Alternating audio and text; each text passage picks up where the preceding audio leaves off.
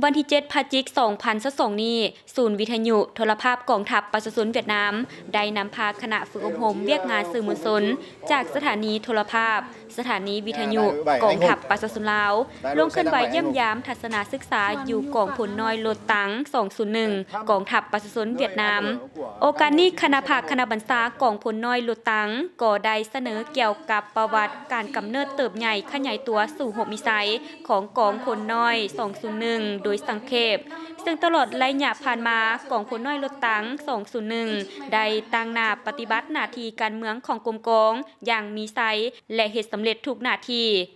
ในนี้คณะภาคคณะบรรษากองพลน้อยได้สุ่มใส่นำพาซี่นำพร้อมทางจัดตั้งปฏิบัติบรรดาหน้าเวียกที่สำคัญให้บรรลุผลอย่างจบงามTiếp theo Trinh giới thiệu ngắn gọn ด้วยผลงานและชัยชนะที่สร้างมาได้นั้นได้เฮ็ดให้กองพลน้อยรถตังได้รับการย่องยอและเหรียญทรายประเภทต่างๆจากภาครัฐและกองทัพประชาชนเวียดนามอย่างสมเกียรติ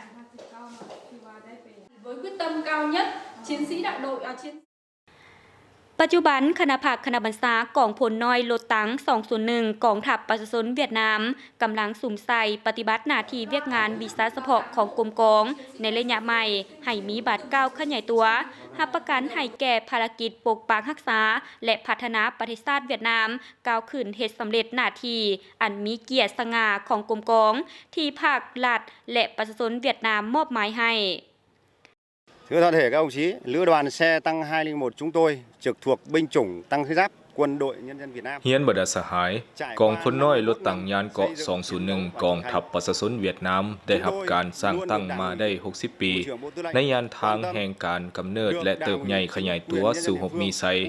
ย้ำใดกรมกองพวกข้าพเจ้าก็ได้รับการเอาใจใส่นำพาที่นำอย่างใกล้ชิดจากคณะพักคันถึงก็คือการสนับสนุนจากพ่อแม่ประชาชนในท้องถิ่นที่กรมกองตั้งทัพอยู่ là thường xuyên nhiệt liệt biểu dương với thành tích kết quả đó chúng tôi ตลอดระยะผ่านมาภายใต้การนำพาของคณะพักคันถึงกองพันน้อยรถตัง201แม้นสามารถเฮ็ดร่อนทุกนาที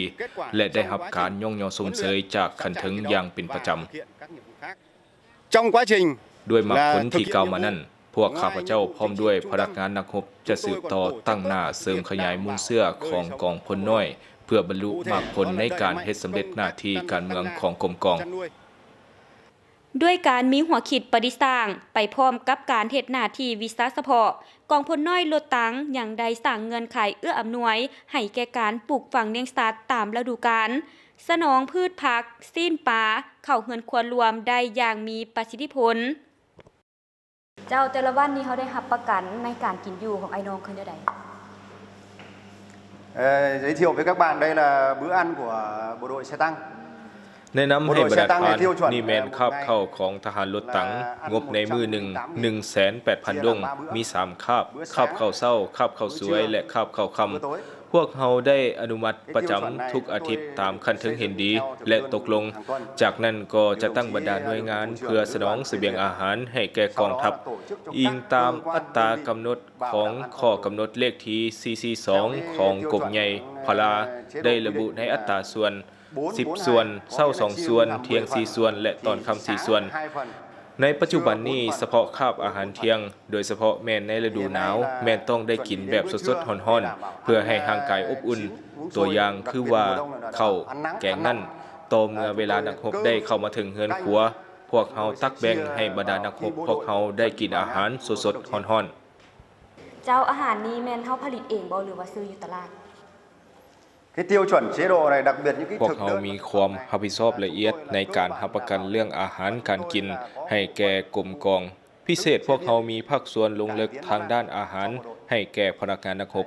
พวกเขามีภาคส่วนซอกแหล่งสนองอาหารหรือว่าวัตถุดิบมาปรุงแต่งเช่นข้าวสารแม่นพวกเขาได้สั่งจองจากบริษัทผู้สนองเฉพาะตามกระทรวงป้องกันประเทศชี้นำเพื่อรับประกันให้แก่เวียกงานอิ่มเต็มให้แก่พลทหารนี่แม่นฐานเมียนถ้วยและไม้ถูกของแต่ละสหายภายหลังใส่แล้วต้องอนามัยและต้องได้เก็บเมียนไว้ฐานนี้อย่างเป็นระเบียบซึ่งจะมีรายชื่อติดอยู่ในนี้ Giới thiệu các bạn đây là khu vực tăng gia của tiểu đoàn xe tăng 1 ขอแนะนำบรรดาทาน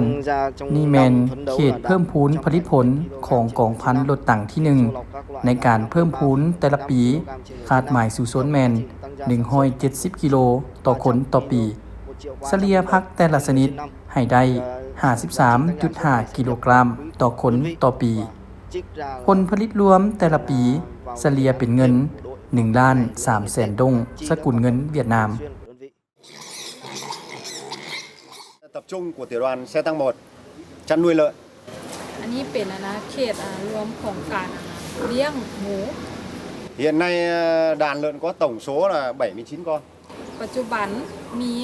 90 ตัว trong đó giới thiệu các bạn là đây là khu vực chăn nuôi lợn của tiểu đoàn thì là thực phẩm chủ yếu để làm thức ăn cho lợn là แนะนำให้บรรดาทาน และนี่แมนเขตเลี้ยงหมูของกองพันรถถังที่ 1ฝากเบื้องนี้แมนลูกหมู còn bên này là khu vực chăn nuôi lợn nái ส่วนฝากเบื้องนี้แมนเขตหมูพ่อพันธุ์แม่พันธุ์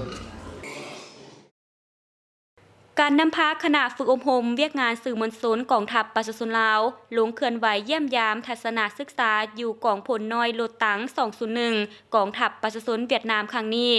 จุดประสงค์ก็เพื่อเป็นการซิสอนลงภาคปฏิบัติตัวจริงอยู่กรมกองในการถ่ายทำและเก็บกำข้อมูลนำมาผลิตเป็นข่าวและสร้างเป็นรายการ